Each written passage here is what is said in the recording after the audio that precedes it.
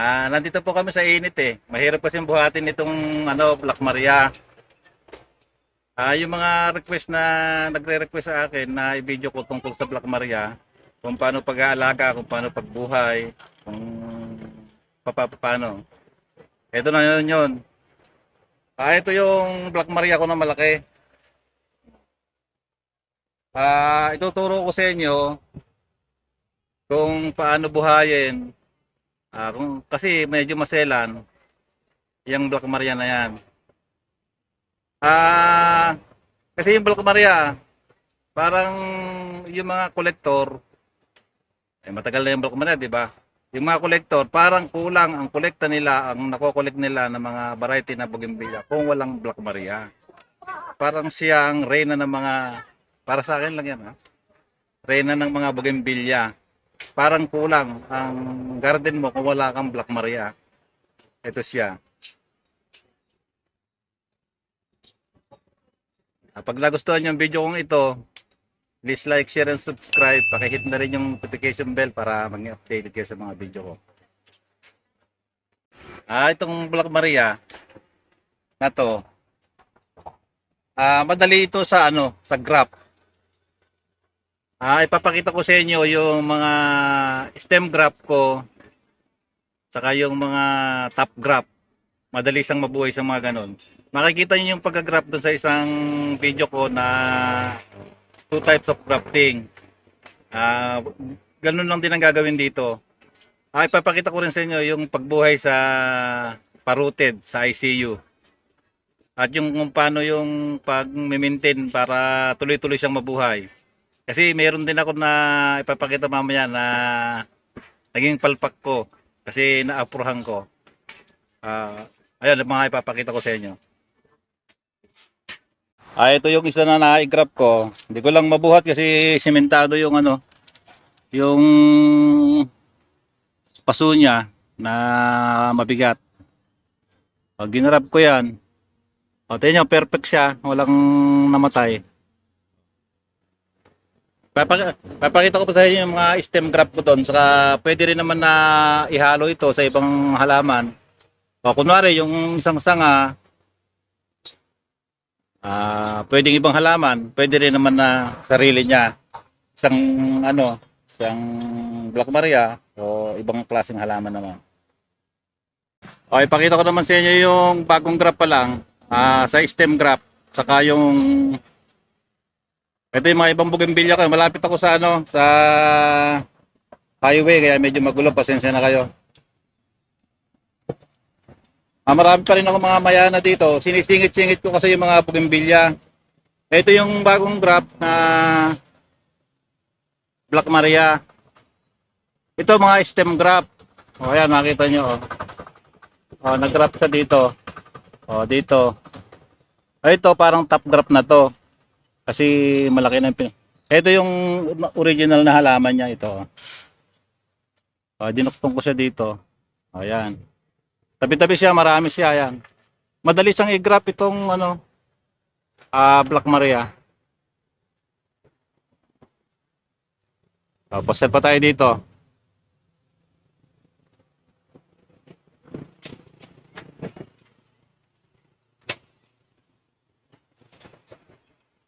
Ito naman, hinyalo ko siya. Yung Black Maria dito. Tingnan yung yellow dahon na to. Ganda rin. Saka yung mga iba dyan. Ito siya ngayon. Yan. Ginrap ko dito. Madali siyang buhayin, panay Black Maria yan. Ito pa ngayon, sa 21 jewels pa siya na na-adoktong.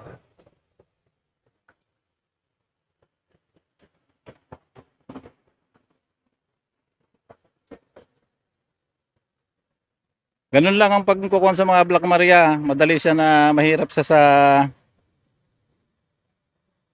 parooted, maselan. Pero pag i-graph mo, madali lang.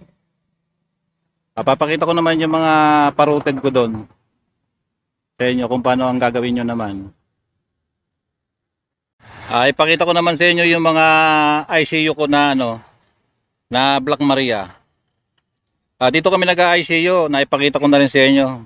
Pagka natanggal niya sa plastic na yan, kinukulong muna namin ng plastic, hindi muna namin nilalabas. O yan, mga bagong labas sa ICU yung mga yan. Yan. Yung mga Black Maria, pare-parehas lang din ng pag-ICU. Ang mahirap lang sa kanya, yung pag-maintain kung paano siya didiretso na mabuhay. Halo-halo lang sila sa pag-ICU na ganyan. Ayan. O kagaya nito, ito mga buhay na Black Maria to. Ayan. Black Maria, Black Maria. Ayun, Black Maria pa yon. O ayan, Black Maria din yan.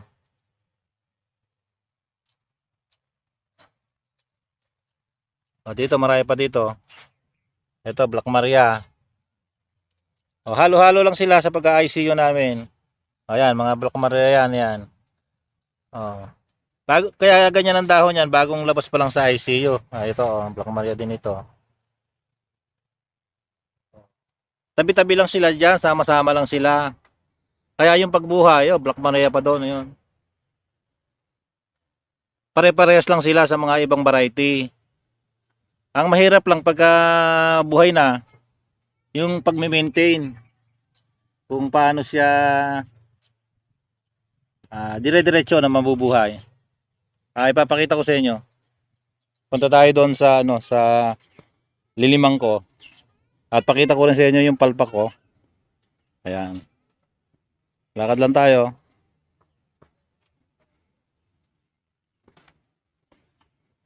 Dito naman yung mga iba-iba kong halaman.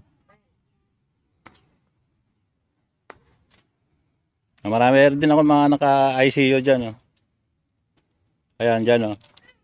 Nililiman ko ng mga halaman dyan. Ng mga palmo.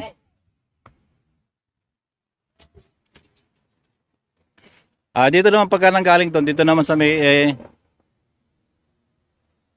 iyero na plastic na to nilalagay. Ayan.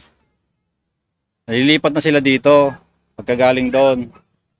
Ngayon, yung mga ganito, hindi maselan to mga ganito. Yung Black Maria, may mga variety na ganito. Ayan, natandun yung Black Maria.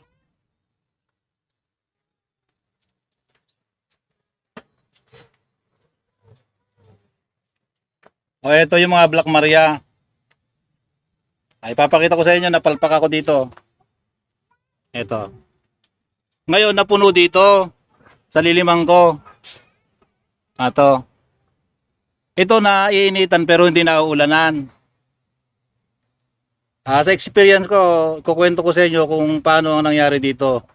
At kung paano sila namamatay, kung ganyan na buhay na, mamamatay pa. Maraming mga nagsasabi sa akin na ganon, buhay na, kung bakit namamatay pa.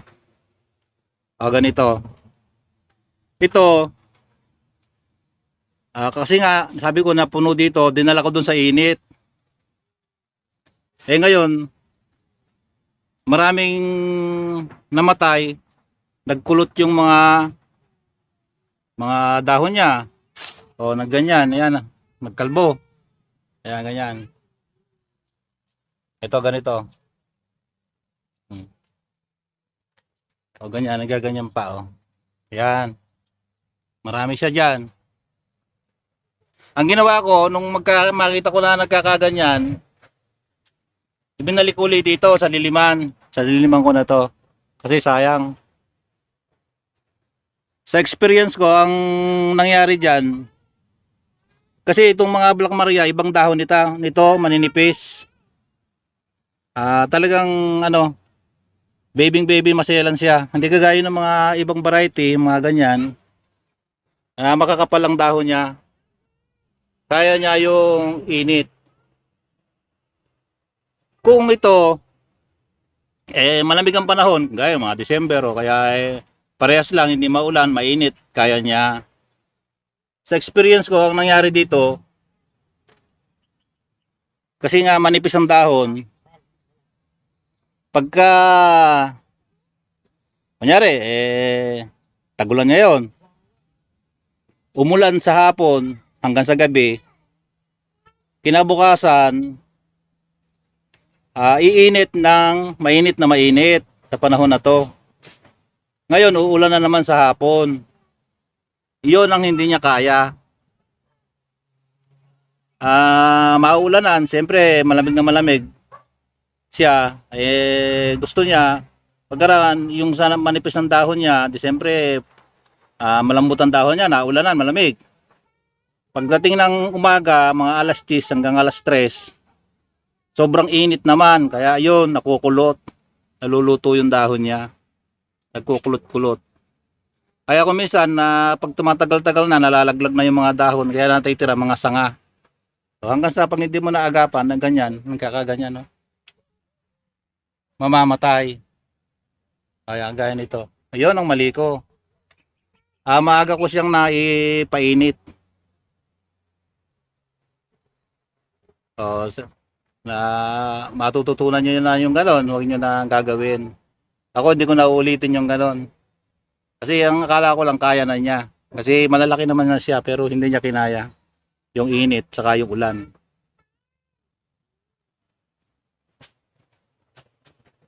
Hanggang doon na lang ang video ko. Sana may natutunan na naman kayo tungkol dito sa Black Maria. Nakakabuhay kami nito. Marami kami nabubuhay nito. Parehas lang sa ICU. Pare-parehas lang sila ng mga ganitong mga ibang variety na ganito.